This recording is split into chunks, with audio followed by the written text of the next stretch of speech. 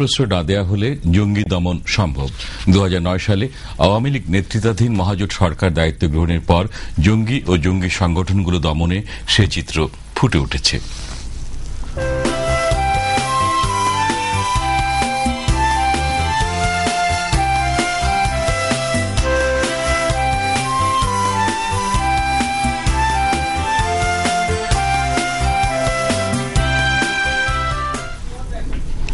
মহাজোট সরকারের 2 বছরের সাফল্য নিয়ে বিটিভির ধারাবাহিক প্রতিবেদনে আজ দেখুন জঙ্গি দমন নিয়ে আরেফিন মাসুদের বিশেষ রিপোর্ট।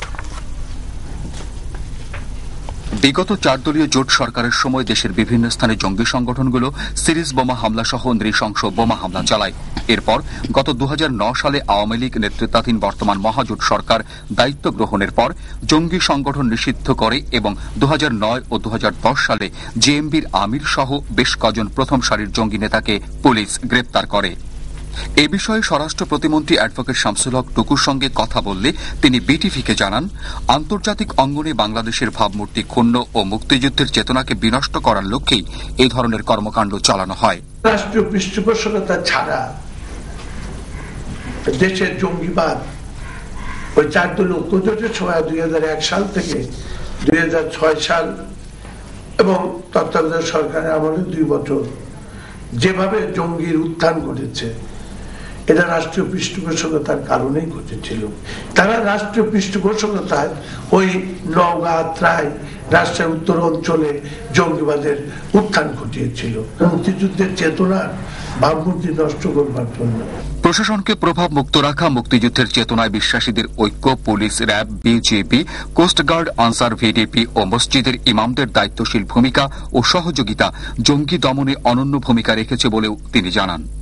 প্রশাসনকে আমরা প্রভাবমুক্ত ভাবে কাজ করবার ক্ষেত্র প্রস্তুত করেছিলাম। সন্ত্রাসী যেই হোক, অপরাধী যেই হোক, তার বিরুদ্ধে আমাদের অভিযান চালাতে হবে।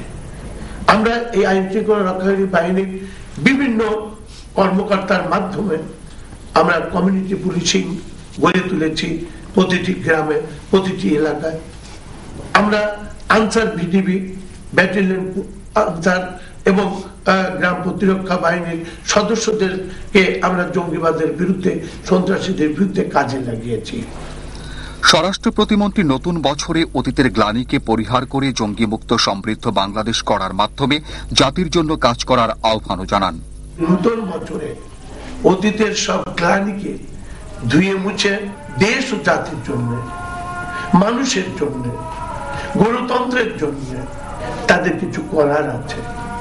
জঙ্গি সহ যে কোনো সন্ত্রাস দমনে মহাজোট সরকার বদ্ধপরিকর। এ লক্ষ্যে যাতে দেশি বিদেশি অর্থ জঙ্গি সংগঠনগুলো ব্যবহার করতে না পারে, সেজন্য এন্টি টেররিজম ও এন্টি মানি লন্ডারিং আইন প্রণয়ন করেছে সরকার। কোনো অবস্থাতেই জঙ্গি তৎপরতাকে এই প্রসার লাভ করতে দেবে না এই সরকার। সেই লক্ষ্যে আমরা অ্যান্টি টেররিজম অ্যাক্ট পাস হয়েছে। ওই সমস্ত ব্যাংকে যদি কোনো রকম অস্বাভাবিক লেনদেন হয়, তখন খতিয়ে দেখার জন্য এরকম ডাইরেকশন আছে যে এই টাকাটি কোত্থেকে আসলো বা এটা কোনো জঙ্গি তৎপরতার কাজে ব্যবহার হচ্ছে কিনা, সেই ক্ষমতা কিন্তু অ্যান্টি মানি লন্ডারিং অ্যাক্টে দেওয়া আছে। নতুন বছরের শুরুতে আলোকিত বাংলাদেশ তার আলো ছড়াবে নতুন পথে, সফলতার আরো নতুন দিগন্ত উন্মোচনে, এমন প্রত্যাশা গোটা জাতির। আরেফিন মাসুদ, বাংলাদেশ টেলিভিশন, ঢাকা।